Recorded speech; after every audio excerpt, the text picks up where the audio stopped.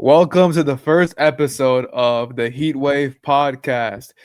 My name is Anthony Aguirre, here with my boy AP. We are both writers for Roundtable Sports Network, covering the Heat. And AP, today was an eventful one for the Heat. The most obvious thing we got to talk about is Terry Rozier. Like everybody in the world knows what's going on pretty much at this point. But if you don't, Rozier was arrested this morning for gambling related things.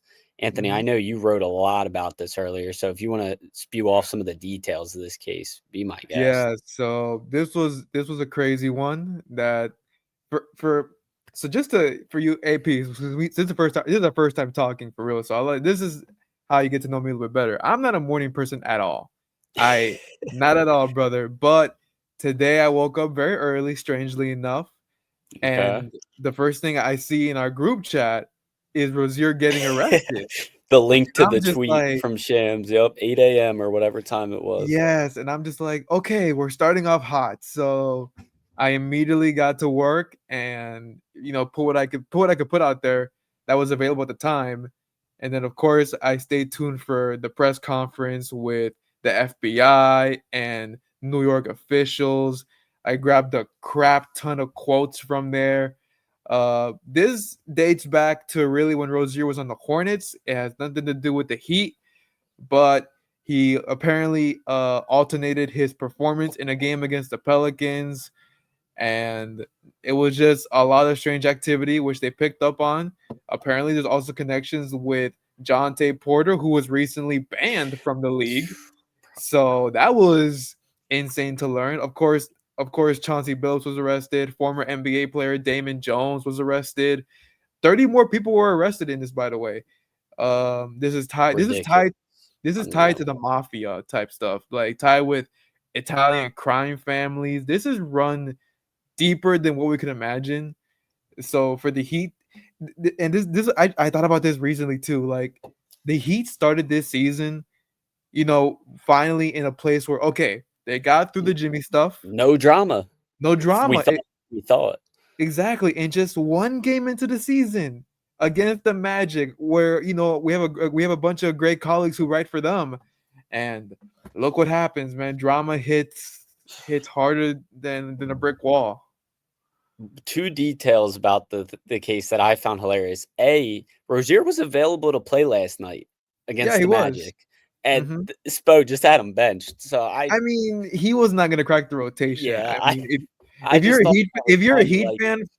Heat fan, Oh first yeah, of all, you know damn well Spoelstra's gonna play Drew Smith, however much he can Terry play it. Rozier will not see the floor ever, even No, before this happened. So, and then second of all, I saw the number 200,000 thrown out there. I don't know hmm if you saw that. That I is did.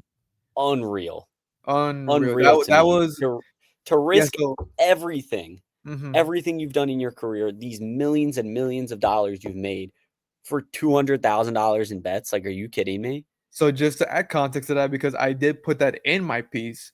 So what AP is referring to is that the game that I referred to against the Pelicans while Rozier was on the Hornets, there was a lot of bets on him putting him unders, Hmm. and they placed $200,000 on the unders for him. Of course, and he left in the first quarter of that game with a supposed foot injury, and then it is crazy what that much money can do. And officials said during that press conference that once they got that money, they took it to Rozier's house and counted everything, and it is just insane what's happening right now. And even Malik Beasley, who's still not in the league but still a Dude, free agent, he's not entirely cleared yet, even though there were reports that no, said he yeah, was. he's still under investigation. They're still Yeah, trying. They don't know what's going on with him. no, But and just and to just to, I'm not meaning to jump to assumptions, but like if all these other guys are getting arrested, like come on, what do you really yeah, think is going to happen to Malik at this point? yeah, the Portland Trailblazers will. I think if they haven't announced yet, they will soon announce the interim head coaching job, and Yeah, then of they course did. Oh man, he was a Spur. He Scott. was a former player. Let me just pull that up real quick. Yeah, and because just to add, they did announce Blazers' new yeah, coach. and just to add more context, the NBA did release a statement saying that Rozier and Billups are on leave from their respective teams. That means that they're still getting paid, just not with the team, of course. Yeah, it's Tiago Splitter is taking over as the Yeah, so interim he'll be for taking over the Portland. Blazers. But man, Chauncey's situation's even more crazy to me because his was the whole mafia thing, right? Like Yeah, I don't know his if was the Rozier is whole directly tied to the mafia, but I know Mhm. Chauncey Billups is, which Yeah, Chauncey was more associated using X-rays on poker games. oh yeah. So that was insane to learn watching the press Yeah, conference. cameras in the poker trays, like glasses to see through the bent cards or the like unreal stuff. Everything, man, His everything. That coaching was contract is almost $5 million a year. What are you doing playing illegal poker? it's insane how much greed can really just hurt a human soul. Yeah. I mean, these guys are making way comfortable money, generation type money, and yet Yeah. they still believe that hey, there's more to get out there. There's Apparently, more to take and it's coming down. It's coming back to them.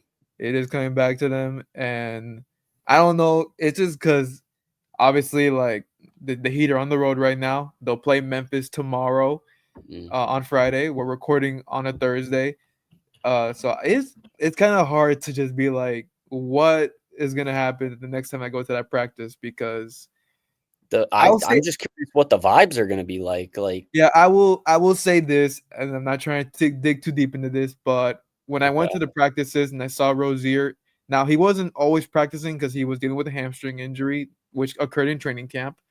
But I don't know, I got a weird vibe off of him. I didn't think of this, but there was something I could pick up, and I'm something just like, off, just like yeah, something was off when I saw him just shooting, and I'm just like, something's up. And Lord and behold, man, I want to jump to a more positive Heat yeah, guard, Norman Powell.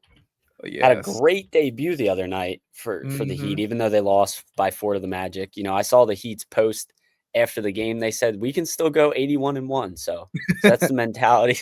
That's the yeah, mentality I'd be following as a Heat fan. But he finished the night with 28 points, 9 rebounds, 4 assists, a steal and a block hmm on really good shooting splits, honestly. yes. So Honestly, a having a lot. guy like that come in and fill that role, like Yeah. When I was doing my takeaways and recap this morning, him and Simone Fontecchio, I like both of their games and what they can provide within this new Heat offense. I mean, obviously they're trying to be more fast paced. Norman got a bunch of great shots and even the first play of the game, he shoots a three, Bam gets shoved to the floor, a 4-point play. No better way to say welcome to the oh Heat no, type not at moment. all. I gotta say, with Simone though, it's sad to see Duncan go. I've been It is. covering this Heat team for 3 or 4 years now, and I know the Duncan contract was terrible. Okay, I acknowledge that, but I mean, man, what he had such a good impact on the team. But it's nice to see we didn't get a bum back in return for him. Yeah. So yeah, There what definitely wasn't Fontecchio, I wasn't fully tuned into how he played. there wasn't much data to get on him only Okay, because he's dealt with a few injuries here and there in his few stops with Utah and Detroit. Of course, the three-point shooting was there, but I mean, I would say I've been impressed with his defense. So okay, that does make up for what Duncan did lack. true. Obviously he wasn't a great defender. He tried his best, but Simone, he has size. So that just works in their favor so much, man. I like his game. I like what he can do. Something I haven't been able, I have not been able to ask Bam is more so like, could we expect like a combo of him and Mm. Fontecchio, like two-man action, more DHOs, pick and rolls?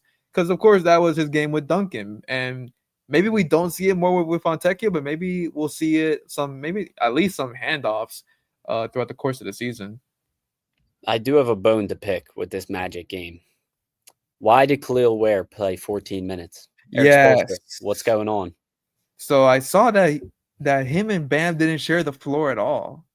If so, or at least it was very little, and that was I put that in my takeaways too, like the lack of size. Because what really gets me is Jovic. Like I understand there's pressure. You just extended him. He's Mhm. a starter, but he cannot rebound, at least not in a great way. He got bullied by Wendell Carter Jr., who is a well-respected center, but you A gotta true get on. center. Nico's a Yes, 4 at best. Like, yes. But they want him to be a rebounder. Spoelstra alluded to wanting him to be a better rebounder, but it's just not in his game apparently. there's no world where Simon Fontecchio should be getting more minutes than Khalil Ware, in my opinion. Like, I I agree know with. they're not playing the same position, but like, come on, 14 minutes, and he puts up 7 and 4 with a steal and a block on good shooting splits in that time too. Like, Yeah, you can't expect Ware to put the same numbers that he put in the preseason because it's no, different no, roles. But of even course. then, you can get way more out of Kalel. I mean, it was clear that like I understand there's been a lot of tough love with Spoelstra on him lately, and it's been more than welcoming. I asked Spo about it, and he said that Kalel loves a challenge. He wants to be coached. But I mean, 14 minutes, like you said, that is horrendous. Yeah, it almost reminds me of how Hame was last year, kind of in that in between role where like you think this guy has all this potential going into his sophomore year, and then his role just kind of diminishes Mhm. conveniently. Like Hame plays 30 minutes last night, so go figures. Now this season comes around and he's playing them, but I mean that's kind of the vibe I'm getting, and it's like, why are you limiting this guy's potential, this guy's upside by just playing him 14 minutes a game? Well, yeah, but also last season, like the Butler thing took over everything. True, So, it did I, just kind of overpower yeah, it did. whatever else was going on the It floor. it did so much damage to this team's mental, even after he was traded. So I think, well, prior to the Rozier thing, like I think Jaime has a good chance to bounce back, just because his role is somewhat expanded because his game is literally the same as Jimmy's. True. Yeah. My question is, when Tyler Hero comes back, whose minutes are getting cut? Yeah, Because Powell and Mitchell both played 35 minutes, and they played really well in that time. So I can't see Spo really taking their minutes away. I I think it's think gonna be Drew. it's gonna have to be Drew, and maybe even some of Jaime. Like Yeah, some of that 30 minutes, Hero might slide to the 3. my big I question with Hero's return is he gonna stop the ball from moving? Because that was one of the things I mm, loved about the Heat is they really moved the ball so well true. against the Magic. And not to say Hero's a ball hog, but he is ball dominant. He needs the ball to operate to a certain degree. So it's Yeah, like, he absolutely will stop some possessions and just pull up. Like, yeah. absolutely. And granted, yeah, he was your best offensive player last year, granted, but Sure. but An like all-star. yeah, an all-star season, but you got so many good pieces like now to really do more damage all around. It can't just be him. There might be some nights where he can't just be scoring 25. You need other guys to get in there. Yeah, last season it just felt so much like the Hero and Bam show once all that Jimmy stuff went down, and that's just not sustainable this year. You bring in Powell, Wiggins is back. Now you got Ware hopefully in an increased role. Like, Hero needs to get out of the mindset that it's just a Batman and Robin offense. Yeah. There's more contributors on the team now. Davion Mitchell, man, 12 assists. Man, he Dog. he What a put that dog. he put that Magic Johnson impression on. He's a beast, both ends of the floor. Like, Absolutely. you can't affect his role on this team when Tyler Hero comes back. No Yeah, way. no. He wants to make an all defensive team, and he's got the right tangibles to do so. All right, Absolutely. so let's move forward to tomorrow against Sure. Memphis. Uh, assuming Ja is playing, assuming Jaren Jackson Jr. is playing. But like, what do you think that he need to do to bounce back? This isn't an easy game to bounce back with because Bam already looks so limited offensively, and now you have to go out and most likely play against Jaren Jackson Jr., who's one of the best defenders in the NBA. So I really don't expect to see much from Bam, especially offensively. Mhm. Ja is going to be Ja Morant, Yeah, regardless of if Davion Mitchell's on him or not. To me, it really comes down to just some of these guys that played a lot of minutes in the Orlando game just doing more with their time on the floor. Like, I look at guys like Jaime who played, I think, 30 minutes and put up like 13 points. Like, numbers like that, to me, guys like that need to step it up a little bit offensively. he went 6 or 7 from the field, so he was very Mm, efficient. Yeah, okay. Yeah, and I would say for me, my thing is, I think you should start wearing this game. You need size to Mhm. box out Jaren Jackson Jr. He alone is already a threat on the glass, and if I'm Spoelstra, I would give some of that tough love to Jovic because Mm, not to say he's soft, but I feel like he just gets bodied too easily. Like it's fair. you put up all these you put up all this muscle, and I've been up close to Jovic in the practices, and my gosh, he's huge. He's a So big dude. exactly he's got the tangibles to at least be a decent rebounder, but he can if you're just getting bodied so easily. Yeah, and I'm looking at the Grizzlies Pelicans box score right now actually, and Zion, I mean, dominated that game even with Jaren. I mean, I didn't actually catch much of that game, but I'm guessing Jaren was on Zion for the majority of that game. Mhm. So maybe I stand corrected in my own take where Adebayo could have a big offensive night or even on both ends of the floor against Jaren. He had 27 and 9 and 5, so All of Zion's points came in the paint, not a single three. Literally, it everything was in the paint. Nothing really from beyond. wow. Okay. So Yeah, yeah, so then maybe look to Bam to take a bigger step offensively. you could, but at the same time, it's different. It's really different games because Zion, even though he's had his issues, Dominant. his whole game Dominant, revolves around dominant. athleticism. Meanwhile, Mhm. Bam, he could shoot the mid range. He's improved on that, and some post ups here and there. I've said this so many times. Bam is like a Draymond Green at this point in his career. Like he reminds me so much of Draymond Green. It's unbelievable. Like that he took a step back in the scoring. He took a step up in playmaking. He's a great Yeah, defender. He's Draymond without the anger issues in my eyes. So love I don't see him as I much love more than that. that. Yeah. I mean, and something that I haven't been able to ask anybody yet, but it has caught my eye. In the first 20 games of their schedule, of course, the Magic already marked down. They faced 12 Eastern Conference opponents. Wow. Three against New York, two against Cleveland in that span. And of course, Yikes. those are the teams that you really need to look at in terms of the big lineups. And Yeah. so I truly believe at some point we got to see where start because otherwise You you have give to run this double big lineup at some yeah, point. otherwise you give up too many boards. Agreed. And honestly, I hate to say it, but the Heat are such on path for another play-in tournament loss against the Chicago Bulls and Atlanta Hawks in the play-in late Man, lottery season. I know it's only been one game, but losing by 4 to the Magic is the exact vibe that gives off to me. I don't know. I get more optimism just doing that, like You losing got by hope 4. in this team? Because All yeah, right. because okay, maybe I gotta re-look at the at things given the whole Rozier thing because I don't it's not even that he's impactful because he's not. It's just more so okay the mental toll that this whole case is gonna bring on Mhm. them. But outside of that, I mean they looked really good offensively. They just couldn't get a board. That was really what it is because I think the Magic had like 18 second chance points. So that alone killed them because the Heat actually won the rebound battle, but it was the offensive boards that really killed them. So I think Yeah. if you get the boards, obviously where makes more of an establishment and gets his minutes that he I wouldn't say deserve, but needs on the court, then I think they have a good fighting chance. Honestly, I mean, also it's not a Heat game if it's not clutch and rising your blood pressure. That's true. Every game decided within the last 3 minutes, guaranteed, including Always. this Memphis game tomorrow, without a doubt. Even in 2022, when the Heat had that great year, first seed, all the undrafted players that were sparking, it was still a bunch of clutch games. Always, always with the Heat. Never. It doesn't matter who's on the floor. It doesn't matter who they're playing. It could be. I don't even know who's the worst team in the league these days. Like the Jazz, still Washington, probably Washington. Yeah, definitely Washington. And they'll still make it close without a doubt. yeah.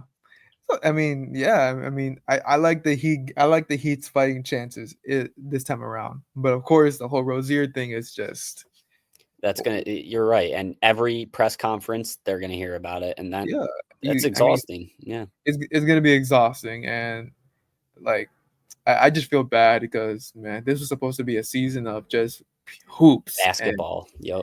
just basketball and business, but never mind. One game in, and that One all game, changed. literally one game in. Even the hero extension thing didn't take up news like that.